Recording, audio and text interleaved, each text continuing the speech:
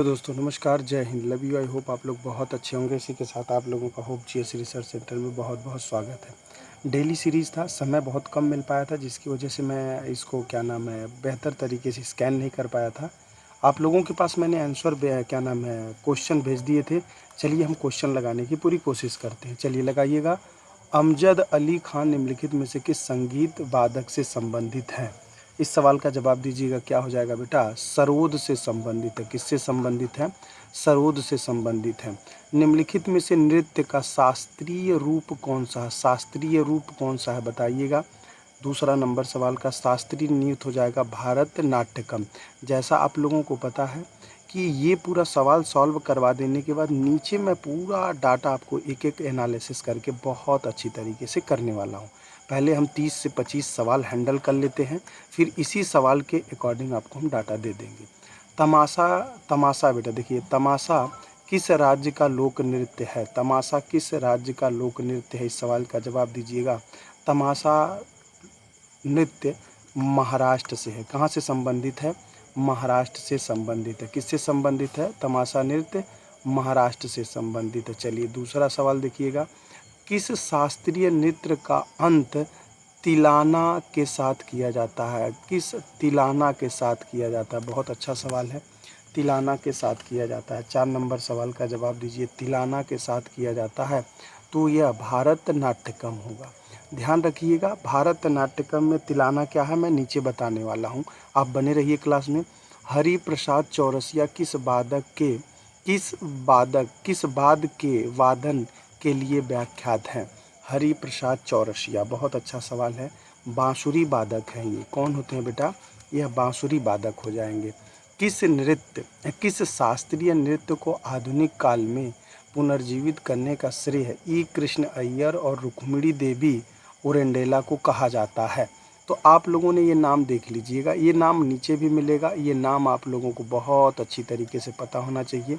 इस नाम से भी रिलेवेंट पूछा जा चुका है। ये है भारतनाट्यम से। किस शास्त्रीय नृत्य बेटा, किस शास्त्रीय नृत्य में त्रिभंग पर ध्यान केंद्रित किया जाता है? त्रिभंग पर ध्यान केंद्रित किया जाता है। 7 नंबर सवाल है, इसका जवाब दीजिएगा। उड़ीसा में उस्ताद बिस्मिल्लाह खां का संबंध किससे है? उस्ताद बिस्मिल्लाह खां का संबंध शहनाई वादक से है। किससे संबंधित है? शहनाई वादक से है। चलिए कोई नहीं, थोड़ा सा सवाल आप लोगों को छोटा दिख रहा है, मैं इसको बड़ा करने की पूरी कोशिश कर रहा हूँ। 1 मिनट बने रहिए। चलो भैया, चलो चलो चलो, कहाँ इतना छोटा मोटा दिख रहे हो? चलिए अभी तो दिख रहा होगा। थोड़ा बहुत बड़ा कर दिया हमने, थोड़ा सा बड़ा कर दिया है। चलिए अभी दिख जाएगा। टोटल 9 नंबर सवाल हैंडल करिएगा। किस शास्त्रीय नृत्य का विकास एकल महिला नृत्य के रूप में त्रवणकोर के शासक के संरक्षण में हुआ है? बताइएगा। 9 नंबर सवाल है। तो ये मोहिनी अट्टम हो जाएगा। कौन हो जाएगा बेटा? मोहिनी अट्टम हो जाएगा। मोहिनी अट्टम किस राज्य का प्रमुख शास्त्रीय नृत्य है? मोहिनी अट्टम किस राज्य का शास्त्रीय नृत्य है? तो बताइएगा। यह केरल का शास्त्रीय नृत्य है बेटा। किसका है? केरल का शास्त्रीय नृत्य है। आगे बढ़िएगा। इनमें कौन सा हिंदुस्तानी संगीत के प्रमुख गायक नहीं है? हिंदुस्तानी के प्रमुख गायक नहीं है। एम.एस. सुब्बुलक्ष्मी जो है बेटा, ऑप्शन नंबर सी सही है। मुझे पता है थोड़ा छोटा दिख रहा होगा, इसमें कॉपरेट करिएगा क्योंकि बना नहीं पाए थे, लेकिन क्लास लेना है। देखिए 9 बजे मैं क्लास ले रहा हूँ रात में, तो आप लोग भी समझ पा रहे हैं कुछ मजबूरियाँ। इनमें कौन सा कर्नाटक संगीत की प्रमुख शैली है? बताइएगा। 12 नंबर सवाल। प्रमुख शैली है तो ध्रुपद हो जाएगी बेटा। कौन हो जाएगा? ध्रुपद हो जाएगा। शिव कुमार शर्मा का संबंध निम्नलिखित में से किस वादक यंत्र से है? शिव कुमार शर्मा बताइएगा। ऑप्शन नंबर सी सतूर से संबंधित था। किससे संबंधित था? सतूर से। निम्नलिखित में से कौन सितारे के साथ संबंधित है? 15वां नंबर सवाल है, सितारे के साथ संबंधित है तो रविशंकर प्रसाद हो जाएंगे बेटा। रविशंकर प्रसाद जी हैं। ठीक है, आगे बढ़िए। थोड़ा सा लेटर आप लोगों को छोटा दिख रहा होगा, मैं समझ सकता हूँ, लेकिन कोई परेशानी नहीं है, कभी काल हैंडल ऐसा किया जा सकता है। 16 नंबर, निम्न में कौन सा लोक संगीत महाकाव्य महाभारत भीम पर आधारित है? 16 नंबर सवाल है, बहुत अच्छा सवाल है। क्या हो जाएगा बेटा? पांडवनी हो जाएगा। देखिए पांडवनी ये भीम से महाभारत से ही संबंधित कह रहा है, महाकाव्य है। तो अल्लाह किस राज्य का लोक नृत्य है? अल्लाह बेटा, अल्लाह किस संगीत का नृत्य, किस लोक संगीत है? बताइएगा। सवाल बहुत अच्छा। मध्य प्रदेश का, सॉरी, कौन सा हो जाएगा? मध्य प्रदेश हो जाएगा बेटा। कौन सा हो जाएगा? मध्य प्रदेश। निम्न में से जब भारत सरकार द्वारा संगीत नाटक अकादमी की स्थापना की गई, बताइएगा। निम्न में से कब भारत सरकार के द्वारा संगीत नाटकम का स्थापना किया गया था? तो बताइएगा 1953 में किया गया था। कब किया गया था? 1953 में किया गया था। 19 नंबर देखिएगा, निम्न में से कहाँ राष्ट्रीय नाट्य विद्यालय स्थित है? कहाँ नाट्य विद्यालय स्थित है? बताइएगा। निम्नलिखित में से कहाँ नाट्य विद्यालय स्थित है? 19 नंबर सवाल का जवाब दीजिएगा। 19 नंबर का है ऑप्शन नंबर बी सही है। निम्न में से किस वर्ष क्षेत्र संस्कृत के सांस्कृतिक केंद्र की स्थापना की गई? 20 नंबर सवाल का जवाब दीजिएगा। 20 नंबर सवाल का जवाब दीजिएगा। ऑप्शन नंबर बी सही, ए सही हो जाएगा। ठीक है ना।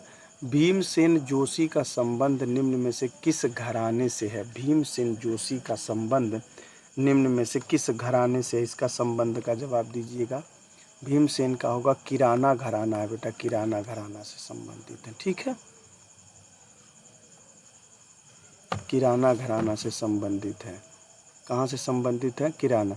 निम्न में से किस कला शैली में कोणार्क के सूर्य मंदिर का निर्माण किया गया है? 22 नंबर सवाल है, तो बताइएगा। 22 नंबर सवाल है तो ये हो जाएगा आप लोगों का नागर शैली से। ये क्लास मैं जहाँ से ले रहा हूँ आप लोग भी बिलीव नहीं करेंगे, मोबाइल चला के मैं क्लास ले रहा हूँ आप लोगों का, और वो भी समझ लीजिए एक तरह से खेत में बैठ के ले रहे हैं। ठीक है ना। निम्न में से किस देश से विदेश भारत में वास्तुकला की गौथक शैली लाई? बताइएगा। 23 नंबर सवाल है। 23 नंबर सवाल का जवाब दीजिए बेटा। 23 number option number B Britain है बेटा। कौन सा हो जाएगा? ब्रिटेन। एहोल का लाडखाना मंदिर निम्न में से किस वास्तुकला शैली का है बेटा? लैड होल का बेटा। बताइए एहोल का लाडखाना। 24 नंबर का सवाल का जवाब दीजिएगा। 24 नंबर हो जाएगा ऑप्शन नंबर सी सही हो जाएगा। कौन सा हो जाएगा? ऑप्शन नंबर सी बेसर शैली हो जाएगी। कौन सी हो जाएगी? बेसर शैली हो जाएगी। आप लोग यहाँ तक कंफर्म हो गए, बहुत अच्छा। अब आगे बढ़ते हैं। ये था आप लोगों का डाटा इन्फॉर्मेशन, जो आप लोगों को भारत नाट्यकम के बारे में बहुत सारा सवाल पूछ रहा था बार बार, तो भारत नाट्यकम के बारे में जान लेते हैं। ठीक है, चलिए भारत नाट्यकम थोड़ा सा बड़ा कर देते हैं जिससे आपको पढ़ने में सहजता महसूस हो। 1 मिनट बेटा, 1 मिनट, फिर से हमें वही फॉलो करना पड़ेगा नियम। 1 मिनट, व्यू में जाना पड़ेगा, थोड़ा सा बढ़ा देंगे, हो जाएगा काम। अब अभी दिखना शुरू हो गया होगा। भारत नाट्यकम के बारे में जान लीजिए, बहुत बहुत बहुत इम्पॉर्टेंट है। तमिलनाडु में है। तमिल नाट्यकम का अर्थ होता है बेटा, तमिल में भारत नाट्यकम का मतलब होता है नाट्यकम, तमिल में होता है। ठीक है ना। अर्थ होता है नृत्य होता है। क्या होता है? नृत्य करना होता है। मंदिर में देव दासियों के दोष से संबंधित। आधुनिक काल में पुनर्जीवित करने का श्रेय भारत नाट्यकम को किसको जाता है? यह कृष्ण कुमार अय्यर को और रुक्मिणी देवी अरुडेटा। देखिए यही सवाल आप लोगों से अभी अभी पूछा है और वही सवाल है। यही मैं कह रहा था कि आप लोगों को यहाँ पे मैं बहुत अच्छी तरीके से एनालिसिस कर पाऊँगा। यह प्रारंभ में नृत्य विधा एक महिला के नृतक से अभिनेत्री की जाती थी, लेकिन पुनर्जीवित करने के बाद यह पुरुष कलाकार और दोनों के लोग किए जाते हैं। ठीक है ना। तिलाना का मतलब होता है, देखिए तिलाना का मतलब होता है भारत नाट्यकम का फॉर्मेट होता है। ठीक है ना। देखिए मिल गया ना। तिलाना का मतलब होता है भारत नाट्य। इसके प्रमुख कलाकार के नाम ध्यान रखिएगा। भारत नाट्यकम का नाम मुझे लगता है इनफाइनाइट बना दिया गया, इतनी बार पूछा गया है कि कह पाना मुश्किल है। हर एग्ज़ाम को लगभग विभागों ने टच किया है। तो ये सब नाम पूरा आप टोटल देख लीजिएगा, हम बताएंगे तो पूरा वीडियो लंबा हो जाएगा। एक बार वीडियो को पॉज करिए, देख लीजिएगा। कत्थक हो जाएगा बेटा, कत्थक हो जाएगा तो यह उत्तर प्रदेश का शास्त्रीय नृत्य है। ध्यान रखिएगा, क्या है ये? उत्तर प्रदेश का शास्त्रीय नटवरी नृत्य के नाम से भी जाना जाता है। कत्थक को नटवरी नृत्य के नाम से भी जाना जाता है। कथक का नाम क्या है? कथिका नाम है। देखिए ये सब नाम बहुत इंपॉर्टेंट है, पूछा जा सकता है आपसे और पूछा जा चुका है। लेडी लीला सोखे द्वारा शास्त्रीय शैली को पुनर्जीवित किया गया था। पूछेगा कथक शैली को पुनर्जीवित करने का कार्यक्रम किसका था? तो लेडी लीला सोखे के द्वारा किया गया था। शायद आप लोग समझ पा रहे होंगे, इससे ज़्यादा यहाँ नहीं बता सकते। इसका उद्भव ब्रज भूमि के रामलीला से हुआ है। पूछ सकता है कि रामलीला भूमि से या ब्रज भूमि से किसकी उत्पत्ति हुई है? तो यह उत्तर प्रदेश के कथक से हुई है। नृत्य का ध्रुपद ठुमारी गायन के माध्यम से किया जाता है, ये भी आप लोगों को पता चल गया। प्रमुख कलाकार कौन कौन से हैं? प्रमुख कलाकार कौन कौन से? तो बिरजू महाराज जी हैं, लच्छू महाराज जी हैं, गोपी कृष्णा है, ये सब नाम। कथक कली है। देखिए कथक में और कथक कली में अंतर है। कथक का मतलब यूपी हो जाएगा, कथक कली का मतलब केरला हो जाएगा। तो केरल के स्थान में कुंडियाट्टम में बेटा एवं कृष्णा आट्टम से प्रभावित है। यह रामायण महाभारत पुराणों में लिया जाता है। यह पुरुष प्रधान होता है, एक्चुअली एकाधिकार है, रांगनी के द्वारा कर दिया गया था। शास्त्रीय नृत्य मलयाली कवि के द्वारा, मैंने ये छोड़ दीजिएगा। कथकली उसे बहुत इंपॉर्टेंट है। ये आकाश का प्रतीक है बेटा, ये जरूर याद रखिएगा आप। आकाश तत्व का प्रतीक है। कथकली के प्रमुख कलाकार कौन कौन से हैं? तो वीडियो को पॉज करिएगा, देख लीजिएगा आप लोग, ठीक है ना। आगे बढ़ते हैं, आगे बढ़ते हैं। अरे भाई आज माउस भी दूसरे टाइप मिल गया है, काम नहीं कर रहा है सही से। उड़ीसा का देखिए, उड़ीसा पुरातात्विक साक्ष्य के आधार पर सबसे पुराने जीवित शास्त्रियों के नृत्य में एक माना जाता है। ये बात आप लोगों को बहुत अच्छी तरीके से ध्यान रखना है। नृत्य रूप का नाटक शास्त्र अधो नृत्य के रूप में जाना जाता है, ठीक है ना। चार्ल्स बेतारी नरारमन हो जाएंगे, ये सब छोड़ दीजिएगा, इतना ज़्यादा इम्पॉर्टेंट नहीं पूछेगा, ठीक है। मोहिनी अट्टम के बारे में आपसे बहुत अच्छा पूछता है। मोहिनी अट्टम कहाँ पे किया जाता है? केरल में किया जाता है। इसका विकास एकल महिला नृत्य के त्रिवणकोर के शासक के संरक्षण में था। लाशक के प्रधान नृत्य है ये ध्यान रखिएगा। महिला कलाकार प्रस्तुत करती हैं। बेडीवेली द्वारा ये आगे लेके आया गया था, ये बात ध्यान रखिएगा। B.A. मेमन और कल्याणी अम्मा को जाता है ये आज प्रचलित के लिए, तो छोड़ दीजिएगा ये सब इतना ज़्यादा। कुंचीपुड़ी याद रखिएगा, इसका नाम आंध्र प्रदेश के एक गांव कुंचेलापुरम से लिया गया है, ये बात ध्यान रखिएगा, कुंचेलापुरम से लिया गया है। बस इससे ज़्यादा यहाँ पे कुछ मत है। भामापाल की रचना ये याद करना हो तो कर लीजिए, नहीं तो छोड़ दीजिएगा, कोई ज़रूरी नहीं है। एक चीज़ ज़रूर याद रखिएगा, इसमें से भगवत पुराण से संबंधित है। इसका मुख्य आधार क्या है? भगवत पुराण है। आप लोगों ने हेडिंग देख लिया होगा, हिंदुस्तान संगीत की प्रमुख शैलियाँ कौन कौन सी हैं, ये भी आपको लगे हाथ बता देते हैं आप लोगों को। यह नाम देखिएगा, ध्रुपद हिंदुस्तानी शास्त्रीय संगीत की सबसे पुरानी भव्य रूपों में से एक है। यह नाम ध्रुव और पद से निकला है, जो कविता छंद रूप गाने की शैली दोनों को प्रदर्शित कर रहा है। ध्रुपद आलाप से प्रारंभ होता है, जिसे बिना शब्दों में गाया जाता है, जिसे बिना शब्दों में गाया जाता है, यह ध्रुपद होता है, आलाप से प्रारंभ होता है, ठीक है। आगे बढ़िएगा, ये आप लोगों का एक रैपिड एक्शन की तरह रिवीजन है। वाणी के आधार पर ध्रुपद गायन को आगे 4 रूपों में विभाजित किया जा सकता है, तो यह याद रखिएगा। डांगरी घराना, दरभंगा और घराना हो जाएगा, बेतिया घराना हो जाएगा, तालवंडी घराना हो जाएगा। तो ध्यान है, डांगरी घराना, दरभंगा घराना, बेतिया घराना और तालवंडी, ये तो टोटल बिहार से ही संबंधित लग रहा है, ठीक है ना। ख्याल हो जाएगा बेटा, ख्याल, ये भी ख्याल शैली उद्भव श्री अमीर खुसरो के द्वारा दिया। देखिए अब अमीर खुसरो का नाम आ गया जब, तब आप इम्पॉर्टेंट्स को तो किनारे कर नहीं सकते हो। यह ख्याल शब्द फारसी का है, ये शब्द आपसे पूछा जा सकता है, ये किसका शब्द है ये वाला? तो फारसी का शब्द है। ख्याल 2 से लेकर 8 व्यक्तियों वाला लघु गीत रंग, ये छोड़ दीजिएगा, इसको याद करने की ज़रूरत नहीं है। तराना बेटा, तराना याद रखिएगा, तराना। तराना इसकी रचना लघु कई दोहराए गए हैं, इसके तीव्र गायन के बाद होता है। ढूमरी देखिएगा, ढूमरी है, मिश्रित रागों का इसका है बेटा, यह शास्त्रीय संगीत माना जाता है, ये बात ध्यान रखिएगा, यह शास्त्रीय संगीत में आता है। जो चीज़ शास्त्रीय में आता है उसके बारे में आपको बहुत अच्छी तरीके से जानकारी रखना चाहिए। लोक संगीत कौन कौन से, 1 मिनट फिर से हम आपको इसको थोड़ा सा बड़ा कर लेने दीजिए बेटा, थोड़ा सा बड़ा कर लेने दीजिए। थोड़ा सा बड़ा तो हो गया, अब इसको बीच में कर लेने दीजिए। हो गया बहुत, अरे रे रे रे, चलिए गुड, शाबाश, हो गया। लोक संगीत के विधि विषयों पर आधारित होती है। संगीत लय भरपूर होती है। यह लोगों का संगीत है, इसका कोई कठोर नियम नहीं है। राज्य विशेष से जुड़े कई प्रकार के लोक संगीत हैं, राज्य से संबंधित हैं।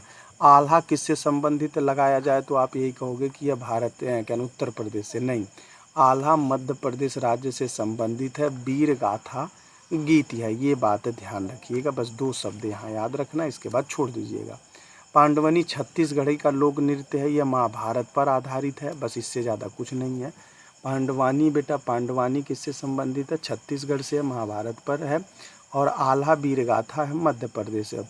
पनिहारी बेटा, पनिहारी लोक नृत्य राजस्थान से है और पानी से संबंधित है। पनिहारी, पनिहारी तो पूछ सकता है किस राज्य से है, यही पूछेगा, राजस्थान से। बनावन बेटा, बनावन देखा, बनावन है तो यह कश्मीर राज्य से विवाह समारोह के दौरान किया जाता है। एक एक चीज़ें याद रखिएगा जिससे आप लोगों को समस्याओं का सामना ना करना पड़े। वो भी कहाँ पे होता है, या महाराष्ट्र और गोवा में होता है, अब ये नहीं पूछने वाला। डांडिया किसके द्वारा होता है तो गुजरात में होता है। यह वृंदावन की होली और कृष्णा और राधा की लीला के दृश्य के साथ जुड़ा हुआ है। कोलाटम का मतलब कहाँ होता है, आंध्र प्रदेश में होता है और कर्नाटक तमिलनाडु का लोकप्रिय है। डांडिया के समान खेला जाता है। अब यही पूछा जा सकता है डांडिया के समान खेले जाने वाला कौन है तो कोलाअट्टम हो जाएगा। बस ये बात ध्यान रखिएगा, इससे ज़्यादा मत कुछ याद रखिएगा।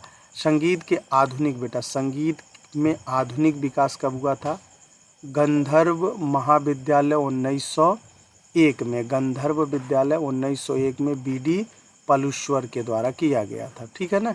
प्रारंभ में 1908 में मुंबई में भी हस्तांतरित कर दिया गया था। ललित कला अकादमी कब खोला गया था, ललित कला अकादमी कब खोला गया था, बस ये याद रखिएगा, 5 अगस्त 1949 नई दिल्ली में खोला गया था। बस ये सब याद करने की ज़रूरत नहीं है आपको। संगीत नाटकम कब खोला गया था, देखिए यही सवाल आ गया आपका, संगीत नाटकम कब खोला गया था तो 53 में खोला गया था। बस इससे ज़्यादा कुछ भी नहीं याद करना, छोटा कर दें क्योंकि यहाँ पे कुछ ज़्यादा बड़ा हो गया है। 1 मिनट बेटा, 1 मिनट, 1 मिनट यहाँ कुछ ज़्यादा बड़ा हो गया है, एक बार थोड़ा सा हैंडल करते हैं आप लोग। हाँ, अब यहाँ से फिर आगे बढ़िए सर, बढ़ जाएं आगे, चलिए देखिएगा। अभी तक निम्नलिखित भाषाओं में शास्त्रीय भाषा घोषित किया गया है, तो ये बात तो आप लोगों को पता है, लेकिन देखिएगा तमिल को, ये सब नोट्स में भी आप लोगों को मेंशन किया गया, तेलुगु, कन्नड़, मलयालम, उड़िया को, तो ये कब है, ये कौन सी भाषा है तो यह शास्त्रीय भाषा है। शास्त्रीय का मतलब होता है जिसके संरक्षण के लिए देश के द्वारा फंड जारी किया जाता हो। भारत की प्राचीन लिपियाँ कौन सी हैं, भारत की प्राचीन लिपियाँ ब्रह्मा लिपि अधिकांश लिपियों की जननी मानी जाती है। सिंधु लिपि सिंधु सभ्यता घाटी के द्वारा है। ब्रह्मा लिपि या भारतीय उपमहाद्वीप मध्य एशिया में ईसा पूर्व अंतिम वर्ष एवं प्रारंभिक के दौरान किया जाता है, ये ठीक है ना। ब्रह्मा लिपि बाएं से दाहिने लिखी जाती है, यही बात ध्यान रखिएगा, बाएं से दाहिने लिखी जाती है। कूटवाचन में 1837 में जेम्स प्रियम के द्वारा किया गया था। बस इससे ज़्यादा यहाँ पे कुछ भी मत करिएगा, वीडियो पॉज करिएगा। लिपि महाद्वीप में मध्य एशिया में अंतिम में किया जाता है, बस पता। गुप्त लिपि क्या होती है, यह संस्कृतीय लेखन के लिए किया जाता है, ध्यान रखिएगा, गुप्त लिपि को संस्कृतीय लेखन के लिए किया जाता है। खरोष्टीय लिपि किसे कहा जाता है, खरोष्टीय लिपि 3री शताब्दी में, यह किधर से किधर लिखा जाता है तो ये भी आपका वही एरिया से लिखा जाता है। गुरुमुखी लिपि ध्यान रखिएगा, शारदा लिपि विकसित करती है इसको। गुरुमुखी लिपि का मतलब होता है शारदा लिपि, बेटा क्या होती है, शारदा लिपि होती है। गुरु अंगद के द्वारा मानकृत किया गया। देवनागरी लिपि यह भारत, नेपाल, अबुगिंडा वर्णमाला है। अबुगिंडा वर्णमाला भैया है, याद कर लीजिए, पहले बार टकरा रहा है, अबुगिंडा वर्णमाला है। देवनागरी लिपि कौन सा माला है, वर्णमाला है, अबुगिंडा वर्णमाला है, क्या है, अबुगिंडा वर्णमाला है। भारत के प्रमुख मेले, कुंभ मेला हो जाएगा और सोनपुर मेला हो जाएगा। सोनपुर मेला हो जाएगा, सूर्यकुंड शिल्प मेला हो जाएगा, गंगा सागर मेला हो जाएगा, गोवा करनील पुर्तगालियों के द्वारा हो जाएगा। इसी के साथ ये क्लास ब्रेक होता है। मस्त रहिए, खुश रहिए, आनंद लेते रहिएगा, झूम झूम के क्लास को लाइक शेयर करते रहिए।